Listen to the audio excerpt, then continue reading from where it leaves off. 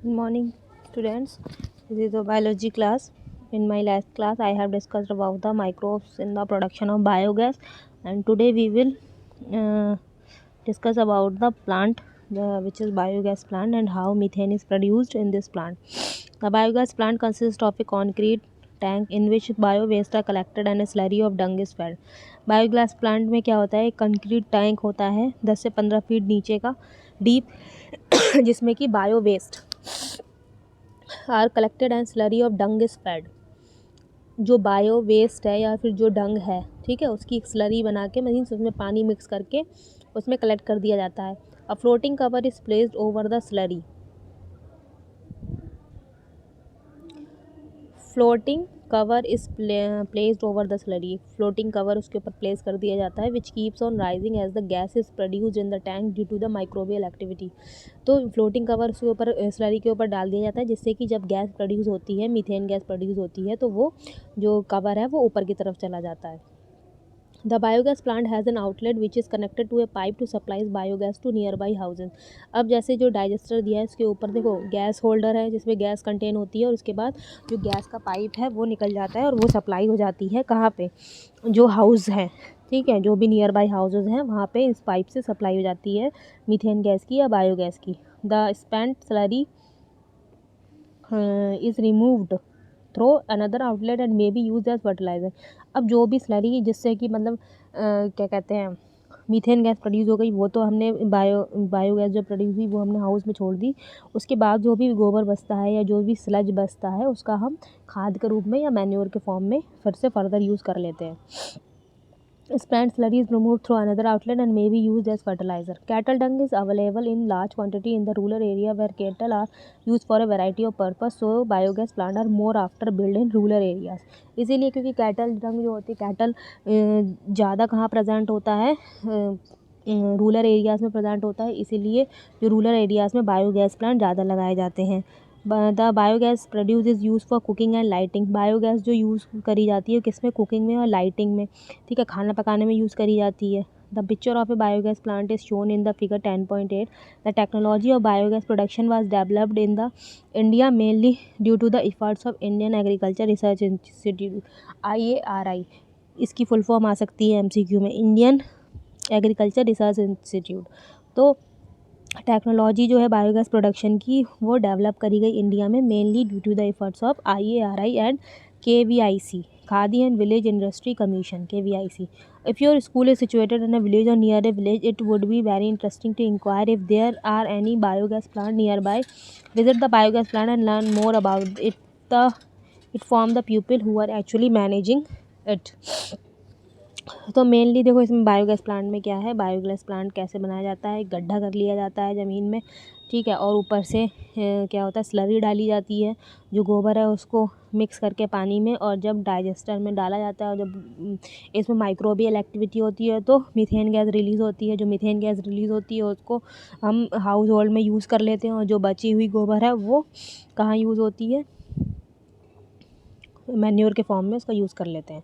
Next topic है microbes as bio control agent. Bio control agent का मतलब यही है, जैसे कि मैंने क्लास में भी बताया था कि अगर एक बायोलॉजिकल एजेंट है, फॉर एग्जांपल पेस्ट है या इंसेक्ट है, उसको कंट्रोल करने के लिए जब दूसरे लिविंग ऑर्गेनिज्म का यूज़ करा जाता है तब उसे कहते हैं बायोलॉजिकल कंट्रोल या बायो कंट्रोल एजेंट्स. तो कुछ माइक्रोब्स का यूज़ जब करा जाता है किसी दूसरे एजेंट को रोकने के लिए जो कि हमको हार्म कर रहा है, तब उसे कहेंगे बायोलॉजिकल कंट्रोल या बायो कंट्रोल थ्रू माइक्रोब्स. तो bio control refers to the use of biological method for controlling plant disease and pests. In modern society, these problems have been tackled increasingly by the use of chemical, by use of insecticide and pesticide. देखो आज के time पे क्या हो रहा है, बहुत ज़्यादा इंसेक्टिसाइड पेस्टिसाइड यूज़ करे जा रहे हैं ताकि हमारी फसल को कीड़े मकोड़े या इंसेक्ट या पेस्ट ना लगे. लेकिन इनका एक एडिक्वेट अमाउंट में अगर यूज़ करा जाता है, बहुत ज़्यादा अमाउंट में यूज़ करा जाता है, तो ये हमारी क्रॉप के लिए हार्मफुल भी हो जाते हैं. तो इसीलिए आज के टाइम पे कुछ बायोलॉजिकल एजेंट्स का भी यूज़ करा जाता है जो हमारी क्रॉप को बचाते हैं ख़राब होने से. These chemical are toxic and extremely harmful to human being and animal alike and have been polluting our environment. ये जो केमिकल्स हैं वो हम लोग को भी हार्म करते हैं और मेन मतलब प्लांट्स को भी हार्म कर सकते हैं अगर बहुत ज़्यादा इनकी क्वांटिटी बढ़ा दी जाए. And have been polluting our environment also. जैसे सॉइल में अगर बहुत ज़्यादा पेस्टिसाइड इंसेक्टिसाइड है तो हमारी सॉइल भी इनफर्टाइल हो जाएगी, सॉइल भी पल्यूट हो जाएगी। Ground water, fruit, vegetables and crop plants. Our soil is also polluted through our use of weedicide to remove weed. Weedicides क्या होता है? वीड्स क्या होते हैं? जो अनवांटेड प्लांट्स होते हैं जो हमारी क्रॉप के अराउंड खुद ब खुद ग्रो कर जाते हैं, को हम उन्हें ग्रो नहीं करते, उनको वीड कहते हैं। तो उन वीड को मारने के लिए वीडीसाइड यूज़ करे जाते हैं। तो वीडीसाइड का यूज़ भी बहुत ज़्यादा सॉइल में नहीं करना चाहिए, जिससे सॉइल हमारी पल्यूट हो सकती है। तो वीडीसाइड, इंसेक्टिसाइड, पेस्टिसाइड का बहुत ज़्यादा यूज़ नहीं करना चाहिए। तो इसके लिए हम क्या कर सकते हैं? बायो कंट्रोल एजेंट्स को यूज़ कर सकते हैं, माइक्रोब्स को, या फिर कुछ इंसेक्ट दूसरे इंसेक्ट को खा लेते हैं, जिसकी वजह से हमारी क्रॉप ख़राब होने से बच जाती है। तो biological control of paste and disease in agriculture, mainly इसमें एग्रीकल्चर में ही यूज़ करा जाता है इनका, माइक्रोब्स का। Agriculture, there is a method of controlling pests that relies on natural predation rather than introduced chemical.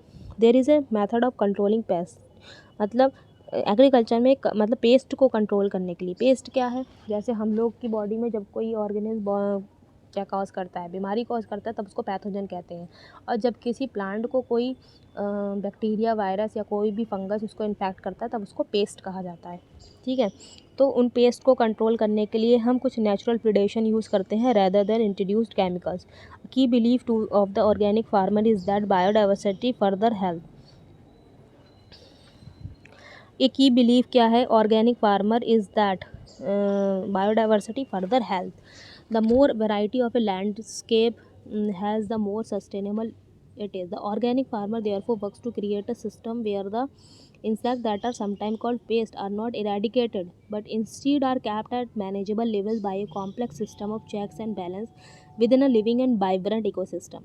मतलब हम पूरी तरीके से जो पेस्ट उस पर लग रहे हैं उसको हटाते नहीं हैं। ठीक है, इंसेक्ट जो हमारी फसल को ख़राब कर रहे हैं उसको डज नॉट इरेडिकेट मतलब पूरी तरीके से नहीं हटाते, बल्कि ऐसे चेक्स और बैलेंस यूज़ करते हैं लिविंग ऑर्गेनिज्म जो कि एक वाइब्रेंट इकोसिस्टम को मेंटेन रखते हैं, मैनेज रखते हैं। Contrary to the conventional farming practice which often use chemical method to kill both useful and harmful life forms indiscriminately। मतलब कुछ केमिकल अगर हम यूज़ कर रहे हैं तो वो हार्मफुल चीज़ों को तो हटाएगा, लेकिन साथ ही साथ यूज़फुल चीज़ों को भी ख़राब कर देगा।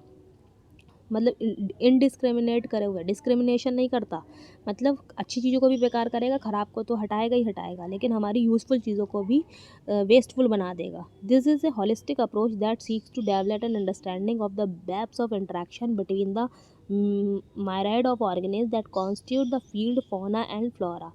The organic farmer holds the view that eradication of the creatures that are often described as pests is not only possible but also undesirable. For without them, the beneficial predatory and parasitic insect which depend upon them as food or host would not be able to survive. Means organic farmer का मतलब ये है कि उनकी ये thinking है, मतलब कि अगर कोई पेस्ट किसी प्लांट को ख़राब कर रहा है, ठीक है, तो उस पेस्ट को भी तो कोई खाता होगा।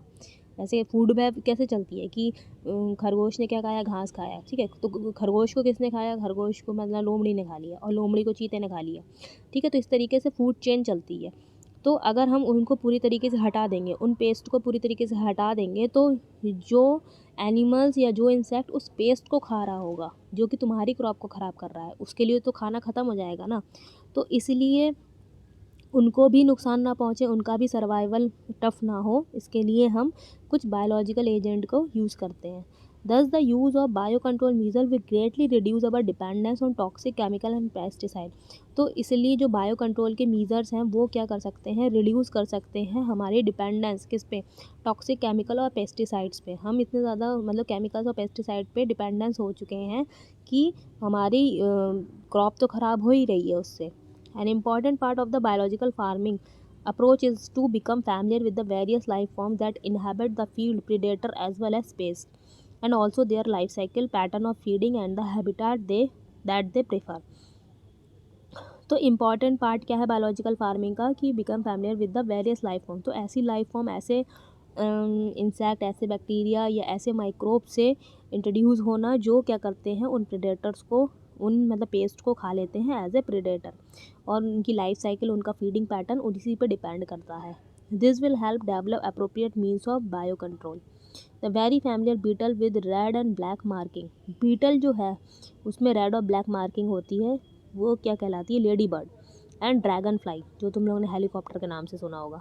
हेलीकॉप्टर जो होता है गाँव में, वैसे शहरों में भी वो देखा ही जाता है, वो क्या करता है, वो get rid of aphid and mosquito, वो मॉस्किटो को खा लेता है सारे। और जो लेडी बर्ड है वो एफाइड्स, एक पेस्ट है एफिड्स, उसको खाता है। An example of microbial biological control agent that can be introduced in order to control butterfly caterpillar is the bacteria Bacillus thuringiensis। ये इंपॉर्टेंट है, इसको अंडरलाइन कर लो। Bacillus thuringiensis को कॉमनली कहते हैं बीटी। तो बैसिलस थैरेंजिनेसिस एक बैक्टीरिया है जो क्या करता है, बटरफ्लाई के कैटरपिलर को खाता है। दीज आर अवेलेबल इन सैचे आज ड्राइड स्पोर्स।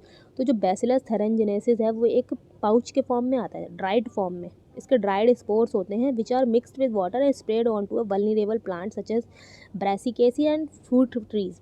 और जिन प्लांट्स पे ये लगता है, बटरफ्लाई का कैटरपिलर, ठीक है, जिस पे ये अपना लाइफ एग्जिस्ट करता है, मतलब तो उनको खाता है, उसकी लीव्स को खा जाता है जो कैटरपिलर होता है। तो जो बैसिलस थैरेंजिनेसिस के स्पोर्स हैं इनको पानी में मिक्स करा जाता है और जो प्लांट इससे इफेक्टेड है उस पर ये स्प्रे कर दिया जाता है, ब्रासिकेसी प्लांट पे और फ्रूट ट्री प्लांट पे।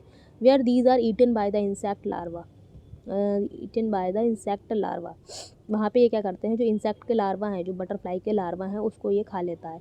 इन the gut of the larva the toxin is release and the larva get killed. और जो बैक्टीरिया उस लार्वा में इंट्रोड्यूस हो जाता है, वहाँ उसकी गट में जाके क्या करता है, अपना टॉक्सिन रिलीज़ कर देता है, जिससे कि लार्वा वो मर जाता है। Bacterial disease will kill the caterpillar but leave other insect unharmed. Means leave other insect unharmed, मतलब वो उसी को खाता है और किसी को नहीं खाता है, अदर इंसेक्ट को नहीं खाएगा ये bacillus thuringiensis. Because of the development of method of genetic engineering in the last decade और so scientist have introduce B bacillus thuringiensis toxin genes into the plant. क्योंकि आजकल क्या है, जो बायोटेक्नोलॉजी इतनी ज़्यादा डेवलप हो गई है, तो उसमें जेनेटिक इंजीनियरिंग की हेल्प से साइंटिस्ट ने क्या करा है, बैसिलस थैरेंजिनेसिस के जीन्स को उस प्लांट में इंट्रोड्यूस कर दिया है। Such plant are resistant to attack by insect plant. तो जो जिन प्लांट में ये जीन इंट्रोड्यूस किया गया है, तो उस पर जो इंसेक्ट पेस्ट हैं वो अटैक नहीं करेंगे। BT cotton is one such example is the genetic engineering which is being cultivated in some states of our country. You will learn about in this chapter 12. A biological control being developed for use in treatment of plant disease is the fungus Trichoderma. Biological control being developed for the use in the treatment of plant disease. जो fungus से हमें gain होता है, Trichoderma. Trichoderma species are free living fungi that are very common in the root ecosystem. They are effective bio control agent of several plant pathogen. तो Trichoderma एक fungus है जिसका हम यूज़ कर सकते हैं बायोलॉजिकल एजेंट के फॉर्म में। Baculovirus are pathogen, this should be underline. Baculovirus are pathogen that attack insect and other arthropods. Baculovirus क्या है, पैथोजन है जो अटैक करता है इंसेक्ट पे और अदर आर्थ्रोपोड्स पे। The majority of baculovirus use as biological control agent are in the genus nucleo polyhedrovirus. These viruses are excellent candidate for the species-specific narrow-spectrum insecticidal application. They have been shown to have no negative impact on plant, mammal, birds, fish, or even on non-target insects. This is especially desirable when beneficial insects are being conserved to aid in overall integrated pest management. So ये क्या है, especially desirable when beneficial insects are being conserved in overall integrated pest management IPM program or when an ecologically sensitive area is being treated. So this is all about microbes as biocontrol agents. In the next class we will discuss about microbes and as fertilizer, and we will complete this chapter. I hope this is clear to all of you. If there is any doubt you can ask me in the comment. Thank you.